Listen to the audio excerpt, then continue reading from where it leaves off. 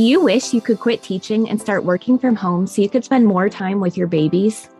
Are you tired of scouring the internet for legit jobs that will replace your teaching income and that you can do from home in your PJs?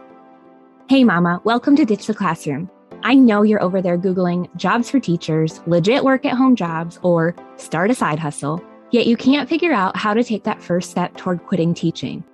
So instead, you stay stuck, do nothing, or start random side hustles to make quick money. Virtual assistance is the answered prayer you've been waiting for. My name's Ariana, and I'm a former teacher turned work-at-home mom who replaced my teaching income as a virtual assistant in just 6 months. I did this by taking a step of faith and following the dream that God placed on my heart to be home with my babies. Sister, your dreams pale in comparison to God's dreams for you. Imagine offering services that light you up and having a job that works around your life and not the other way around. This is the podcast for you. It's time to take that first step out of teaching. Are you ready? Here we go. Hey y'all, welcome to an episode of Quick Tip Thursday here on the Digital Classroom podcast.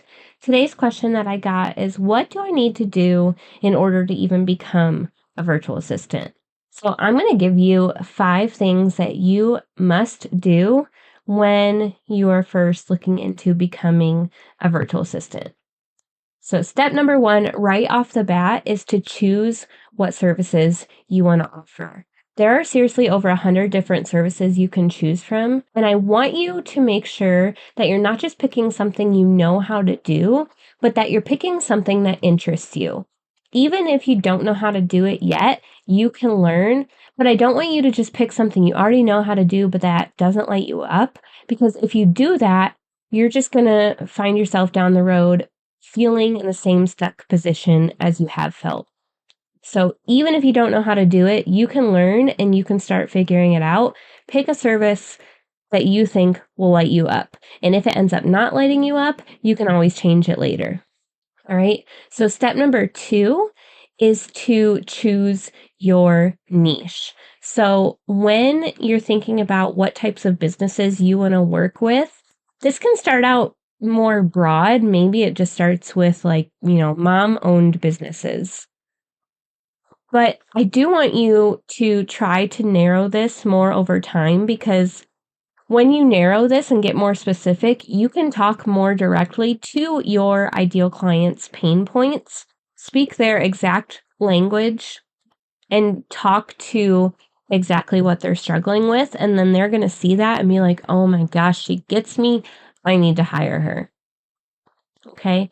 The third thing that you need to do as a virtual assistant is create your portfolio. So when you choose your services, then you're going to go ahead and list out all the different, things that you'll be providing for that service. And that would be pulled together into your packages. And then you're going to showcase those packages in an eye-catching portfolio. This is what you're going to send to potential clients to show them exactly what you can do for them. So it's going to give a brief introduction about you. It's going to talk a lot about how exactly you can help them. It'll showcase the packages. It'll showcase any testimonials you have, any previous work you can show, and it'll give them the next steps of how to move forward. So it makes it really easy for them to move forward with you. Okay, the 4th thing that you need to do when you first become a virtual assistant is to decide whether you want to be a sole proprietor or an LLC. Now, every state has different rules for this, so I encourage you to go to your government's website and check it out. So there's different services that offer help for you to set up an LLC, but I actually don't recommend those because they charge way too much. And a lot of times this is actually fairly simple to set up. It does seem overwhelming at first, but it's really not too complicated. So for example, I live in Ohio. I would just type in Ohio government site sole proprietorship. And so I would look for the URL for my Ohio government website and their instructions on what I need to do to be a sole proprietor. A lot of states, actually, you don't even have to register when you're a sole proprietorship if you're doing business as your name. So if I'm doing business as Ariana Vernier, then I wouldn't have to register as a sole proprietor. But if I did like a fancy name, like Seacrest Creative is what I originally had my business name called when I first started, then I would have had to register my sole proprietorship.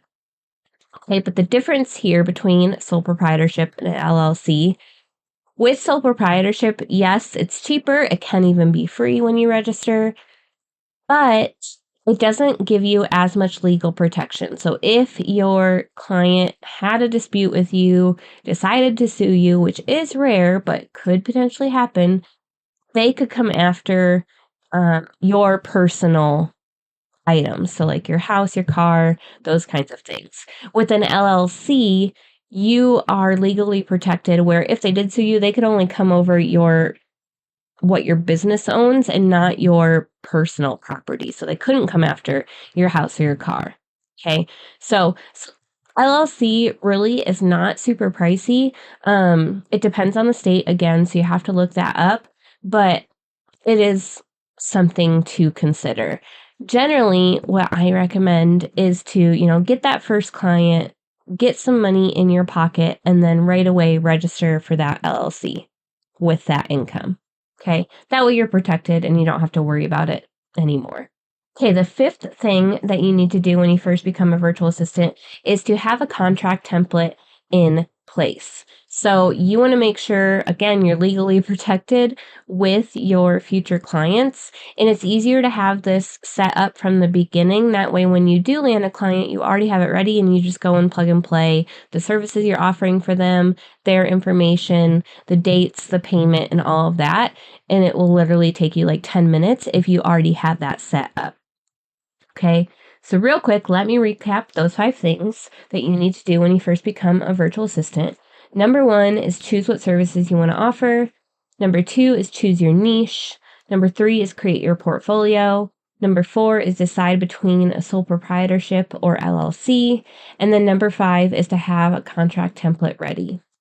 Now, I know that this kind of can be overwhelming if you've never done any of this before, and you guys know I have your back. In the Teacher Turned Virtual Assistant program, I walk you through exactly how to do every single one of these things. I help you figure out what service you want to offer. I help you figure out who your ideal client is. We create your portfolio. I give you a portfolio template where you literally just drag and drop your info, swap out some colors, put in your picture, and you're good to go. I help you figure out what your state's rules are for sole proprietorship and LLCs. And I have that contract template already ready for you. So again, you just go plug in your info. There's so much more in TTVA. I give you trainings on different virtual assistant services. So if there's something you're interested in offering, but you've never done it before, I've probably got a training for you in there. And there's just so much goodness in this program, you guys. So go check out all of the details of what's included in the Teacher Turned Virtual Assistant program at teacherturnedvirtualassistant.com. And as always, you can feel free to message me if you have any questions. I'm an open book. I want to make sure this is a good fit for you. And I will tell you if I don't think now's a good time for you to join this program. So reach out to me if you have any hesitations, fears, whatever it is. I would love to help you. And I hope this episode gave you a good foundation to get started, to start taking those steps so that you can replace your teaching income so much faster and be home with your babies that I know you want to pour into. All right, y'all. I love you so much, and we will see you next episode. Thanks so much for hanging out with me today. I'd love to bless you with a free gift as a thank you. All you have to do is leave a review of the show on Apple Podcasts, take a screenshot, and send it to podcast@ditchtheclassroom.com. I'll send you a code so you can snag my Ditch the Classroom toolkit for free. And don't forget to come hang out with us in our free community, facebook.com/groups/Ditch the Classroom. I'm so honored to support you in your journey to becoming a virtual assistant. Until next week, y'all, keep following the dreams that were placed on your heart so you too can ditch the classroom.